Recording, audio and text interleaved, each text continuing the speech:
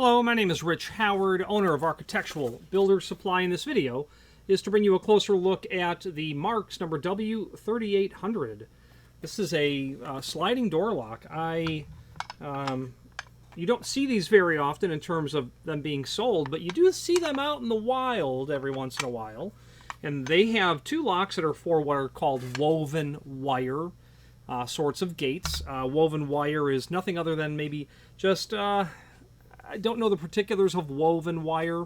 Expanded metal would work as a related sort of product. But let's imagine we're dealing with 1/8 of an inch thick wire that is woven over each other in a diamond pattern. That material is then welded into a structure, a tube style structure, 1 by 1 or whatever the case might be. And you build yourself into the structure the area to receive a lock. And you can kind of get the concept of how they do that. You're going to very likely give yourself a gate box that's going to allow that to fit right inside of here, the thickness of your tube. That would work out really well for you. I don't know the size of that, but let's take a look. 1/2 inch, right? So since we have the tape measure, overall height, about 6 3/8. Overall width, about 3 9/16.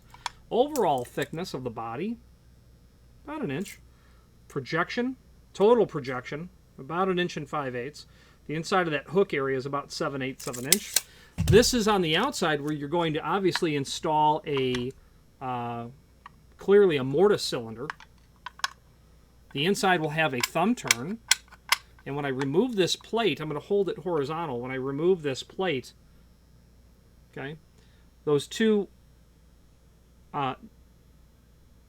lobes are going to interface with the driver portion here, and depending on the hand of the gate, you can bias that either way. You can have that in this orientation or in a horizontal orientation, depending on how you place that. Okay, however you like. So your mortise cylinder will come through, and it's just going to use most certainly just a typical flat style cam. You're going to rotate that, and it will draw that down as your cam comes in and turns that. And these parts are not loose, but you're not going to want to hold it upside down.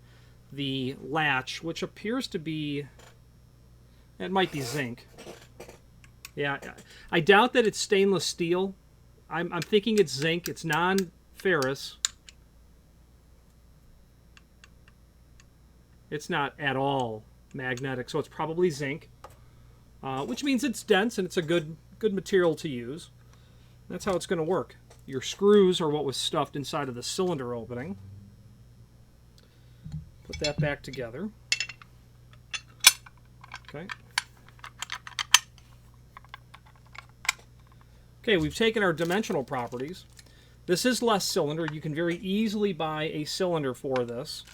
I would think that you would not need to be typical 1-inch cylinder would be just really great for that. Typical cylinder, 1 inch with a standard cam or what's known as a Yale cam. We can easily supply those to you as well. I'll actually add a link below this video too where you can find the cam, is what we'll do. Then, find a link to a cylinder. We'll just imagine that it's going to be a bronze type color so that it matches the lock. Now, what we'll do is the installation instructions are included with the hardware. Let's switch to the, before we go further, in here is where you will access, the cylinder is going to have to go in first. You have the 2 set screws that are here. You're going to need to back those set screws out, push your cylinder in, then tighten both set screws to hold it in place. That will have to go in prior to getting the lock brought to your gate structure. Okay, so that all has to be done first. Now what we'll do is let's switch to the screen view where we can take a study of the installation instructions. Okay, so this is the item that we are looking at here, and the installation instructions, there's a link to them down below, and here they are. So on the first page, you're just simply going to have a summary of the included parts. Your lock case, a cylinder is not included. You will have to purchase that separately. And again, we'll have a link added to a cylinder. A couple of set screws, a latch if we're doing a 3700, but this is a 3800, so you'll have a hook assembly. And the majority of these parts are probably involved here. A fork, spring. There is no knob. There's no trim on these at all. So it's going to basically look like this. Parts will not fall out when cover is removed. It's true, they don't fall out. I would not look for a way to test that, however. They are made to come out. And no, I would agree that they're not going to fall out when the lock is in the locked position. So this is page 2. How to install single and double cylinder models. We're doing strictly a single cylinder hook style here. So the only part of this that applies is just the stuff here. And really the only thing to look at is, as I said earlier, insert cylinder assembly into the case with the cam in the vertical position, which they show here. You're going to order that cylinder will have what's called a standard cam or a Yale cam. It will look like this and it will work. You'll tighten those set screws on either side. They don't show one here. I'm not sure why, except that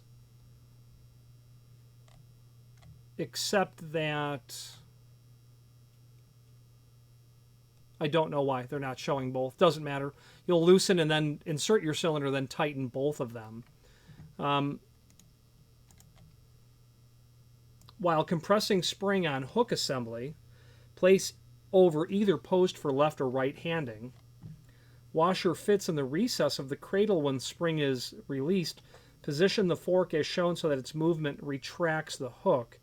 Okay, to reverse, compress the spring on hook assembly and lift out.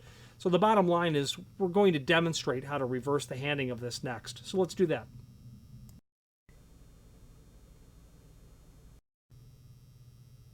So before we demonstrate that, this does have what they call as a patented no fallout feature. Prevents the components from falling out when the handing is changed. If I take that lid off, they won't fall out, but they are made to come out. So like I said, I wouldn't turn this all over and then start shaking it. That I wouldn't do. And with items like this, really all it takes is just a little bit of scrutinizing. How does this work? How must it work? And you can see the fork has to be oriented correctly to actually manipulate that. The spring will have to be reversed, and the hook will have to be reversed and placed on the other post as they're calling out.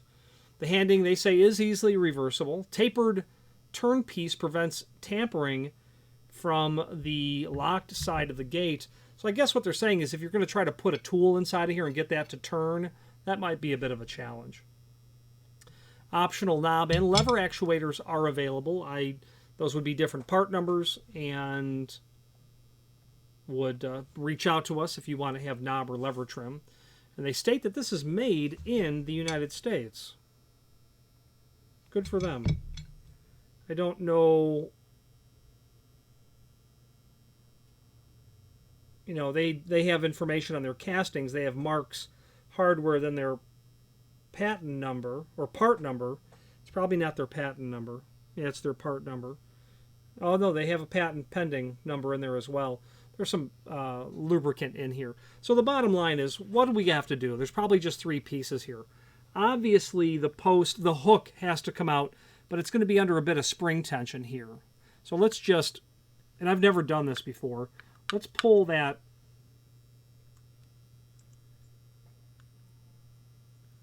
Yeah, okay. So, what I'm thinking is all of it will probably need to come out at once. Oh, it does. So there's only 2 parts. It's self-contained. Okay. So in order to reverse it, we can see that we're probably going to have to move the fork to the other side, which I just did.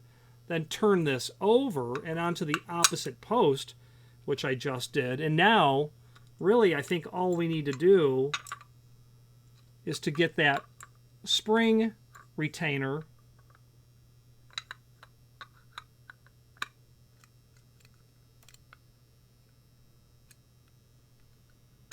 placed onto that post. I'm sorry you didn't see much of that, but all I had to do was spread that so that I got that seated correctly. So all I've done is I've just reversed it now.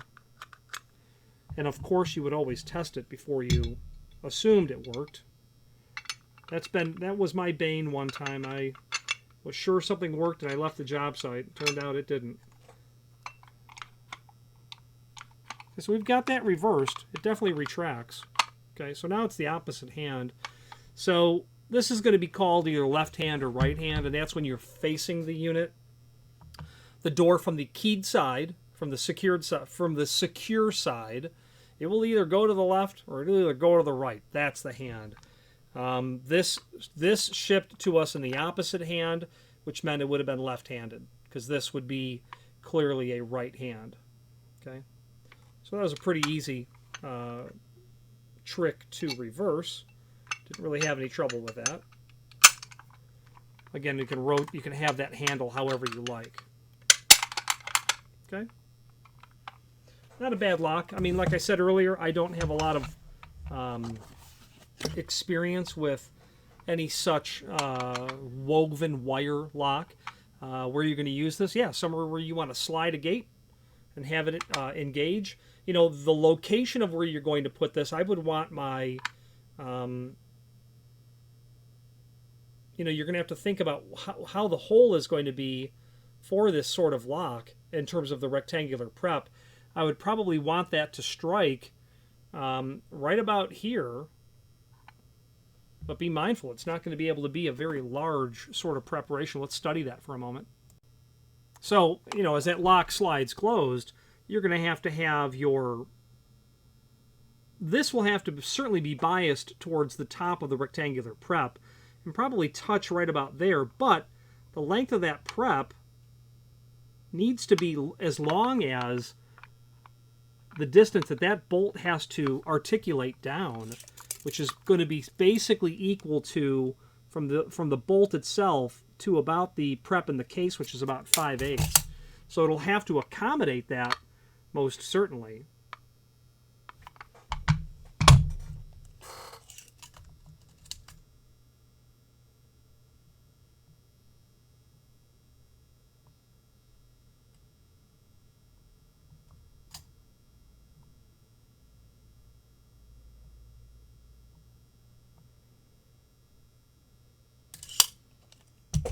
So that prep might need to be somewhere in the range of about 1.25 inches tall.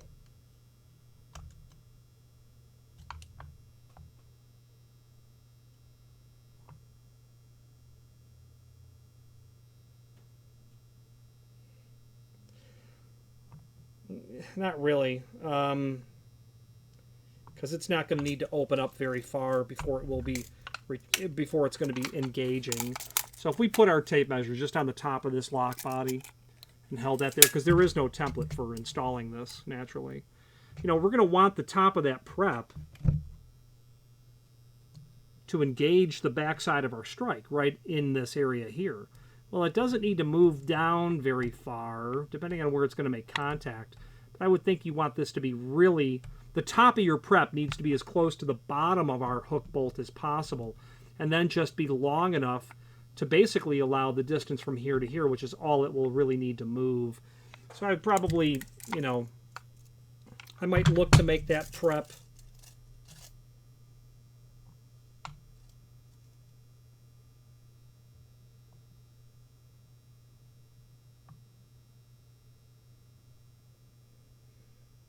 maybe 7/8. Probably would start there and then make adjustments accordingly. Because if the top of my prep's going to come into here, I only need to go down far enough to get the to get that bolt to move down, so I can overcome the height from here to the top of the bolt, and that appears to be about 7/8, because we're really dealing with the, you know, the entire bolt coming down. So I'd probably maybe try 3/4 and then adjust accordingly. There's no reason to have that hole any larger than necessary. Now, one interesting thing, though, this is not guarded, meaning it's not something that's going to thwart lloyding.